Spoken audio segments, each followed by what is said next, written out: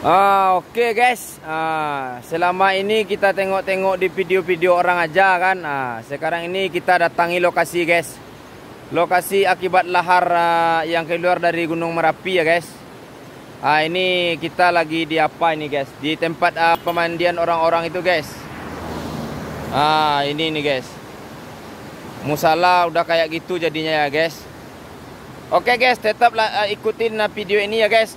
Akan saya kupas di sini nanti sisa-sisa lahar dingin ini ya guys, dengan penjelasan ya, ya gitu ya guys. Oke guys. Nah ini guys, sampai ke apa ini guys, ke piring-piring rumah orang ini guys.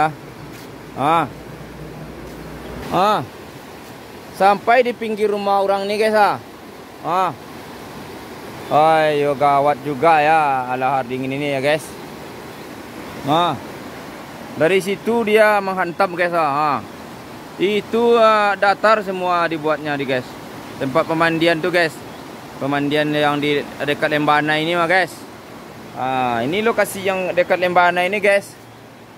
Ini nasib baik aja ini guys. Cuman sampai sini guys. Karena kokoh bangunannya mungkin ya guys.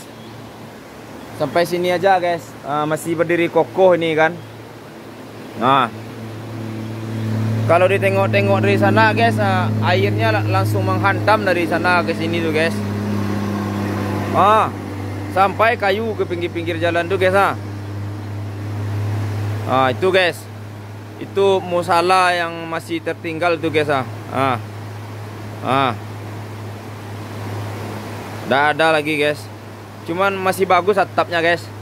Cuman dinding-dindingnya aja yang hancur semua ya guys.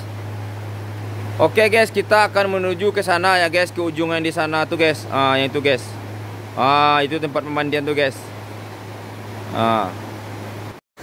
Nah, itu guys, tengok tuh guys ya.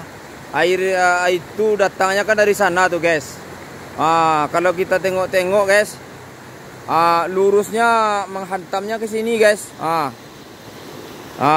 Ke apa ini? Ke rumah ini guys, menghantamnya. Mungkin ini apa guys, masih dilindungi nih guys. Mungkin karena ada apa namanya, amal ibadah yang diamalin sama yang punya ini guys. Makanya masih berdiri kokoh apanya guys, tempatnya nih guys. Kalau kita tengok-tengok dari sana guys, lurus dia menghantam tuh guys. Dari sana tuh guys ya. Atau dilindungi sama musala ini ya guys. Jadi airnya pas di situ hantamnya kan deras kan. Habis itu langsung berkelok dia sampai sini guys. Runtuh-runtuh tebing yang di ujung sana dibuatnya guys. Itu ya guys. Aduh, gimana ya guys. Udah hukum alam ini guys.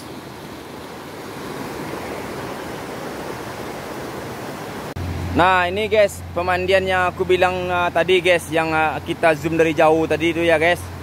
Ini guys. Nampak di guys kan? Nggak ada tersisa lagi guys. Cuman puing-puing aja yang tersisa lagi nih guys. Akibat hantaman lahar dingin Gunung Merapi ya guys. Aduh. Nggak ada tersisa lagi guys. Yang ada cuman puing-puing apa aja lagi. Puing-puing dinding-dinding kolam-kolam renang itu aja yang tinggal lagi guys.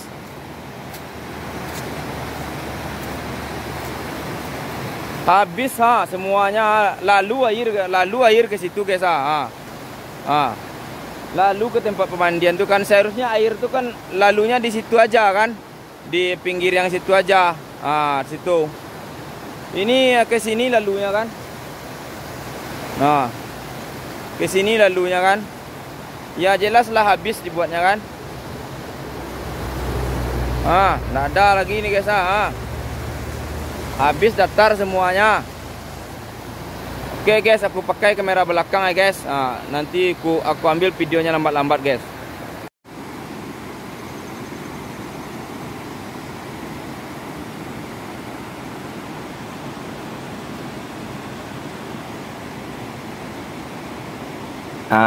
Sabar Sanak ya.